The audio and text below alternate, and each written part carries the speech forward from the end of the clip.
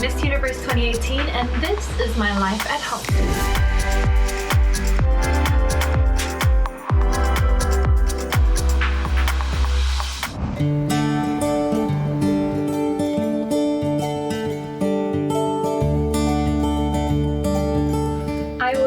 Home with my mom. I had just come home from a job and it was the evening and we were watching the presidential address, and my initial reaction was really one of, okay, how can I best prepare for this? And it was really just an adjustment, as is I had so many different projects and things in the pipeline, international travels and also local travels. I'm very honored to be named the NCCA Ambassador of Arts for the year 2020, and a part of my campaigning that I wanted to do to spread awareness on our arts and culture was to travel around to the different provinces and regions, which of course has been postponed. I also had a lot of different things in regards to my music. This year I wanted to really pursue music, not only in performance but also in recording some of my own original music, and we're finding ways around that also. And then with my book, that's also been postponed, but that's okay. And just a lot of different events and appearances and things like that. I thought that this would be an easy transition since I am quite a homebody, but I've come to really value time with friends and with family and going out to see a movie and to eat at a restaurant and to travel, to have a drive.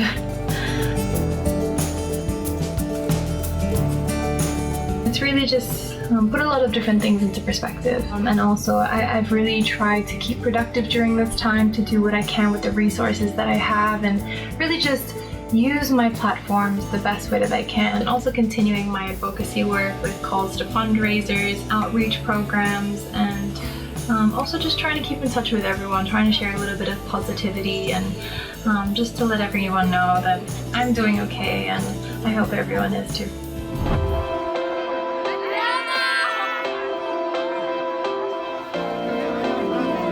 I consider myself to be fortunate to be spending this quarantine period in a comfortable space with access to food and clean water, when sadly for so many of our fellow Filipinos, their situation looks very, very different. In being able to actively help vulnerable Filipino families has in turn helped me so much with dealing with my anxiety during this time. By helping another, essentially, I've been helping myself. So together with my Young Focus family, we've been carrying out an initiative called the No Work, No Rise campaign. We will rise above the challenges to give you the services and the protection you need. We will not let COVID-19 beat us.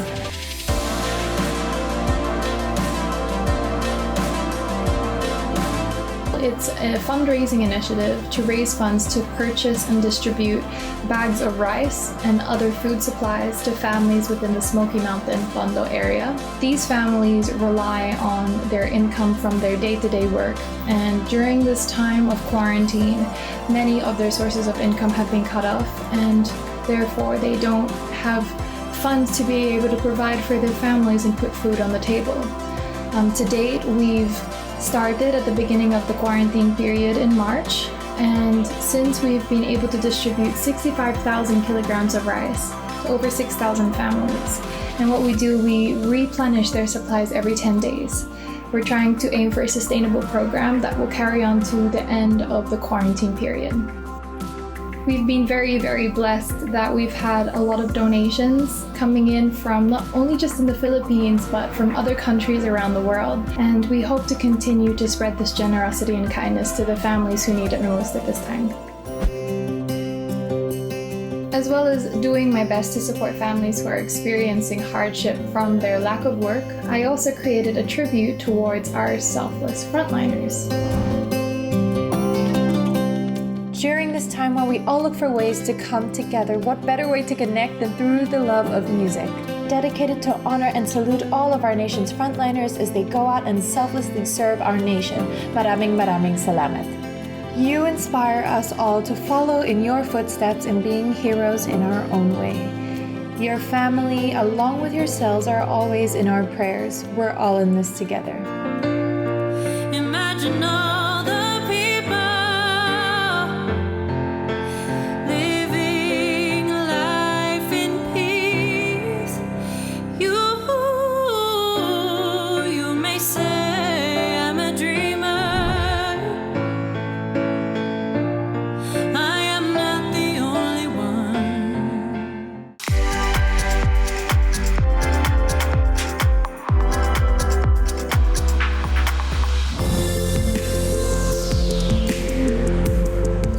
from activities that keep me busy, I make time to connect with friends and family.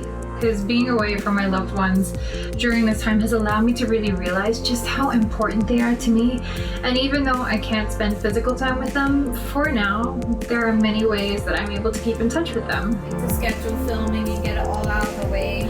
And what do we talk about? We usually just catch up with my family, just checking in with how they are. My dad's just undergone surgery, so I like to keep tabs on his recovery and also just checking in with my mom and dad and making sure they're okay. And also we miss each other, so it's really therapeutic to be able to connect as often as we can with.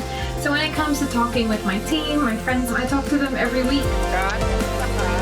My friends, we have these group chats where we participate practically every day, just sending things that make us laugh or just making kwento. And then with my team, it's usually rundowns for the week, upcoming things that I need to prepare for, discussions, and just planning, mostly to do with upcoming events and things that I need to complete.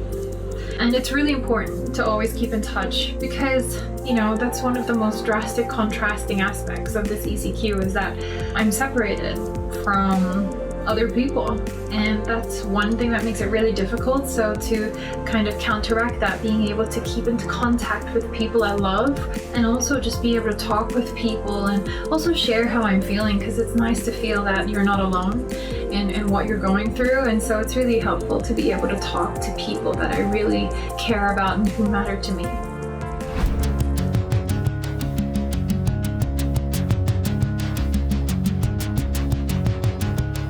These are trying times, but I believe that we will come out of it stronger, more knowledgeable, and more aware.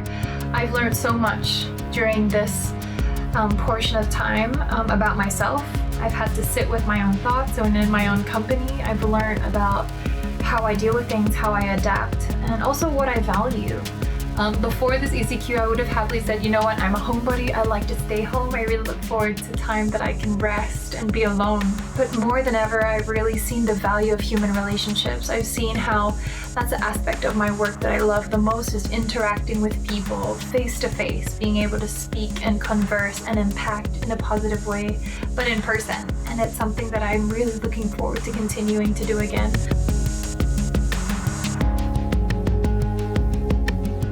My plans and projects that I hope to pursue when this ECQ lifts is to continue my work as NCCA Arts Ambassador, to be able to travel around the Philippines and to bring awareness to our crafts and our culture and our textiles and everything that is proudly Filipino, especially after the pandemic, because I know that these businesses will need all the help that they can get. And I hope that you will all join me in supporting local.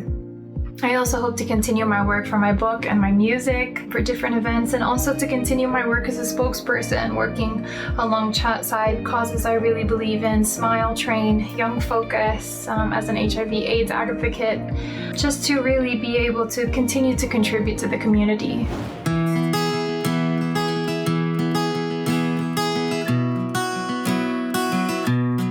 And my message to everyone would be, let's not forget. Let's just not forget what we went through, what we value, and not forget the service that so many of our frontliners have done for us to allow us to get through this. And let's not forget about our countrymen who are falling on hard times through the pandemic and even after. Let us give them the hand up and to get everyone back on their feet. I'm Catriona Gray, and this has been my life at home.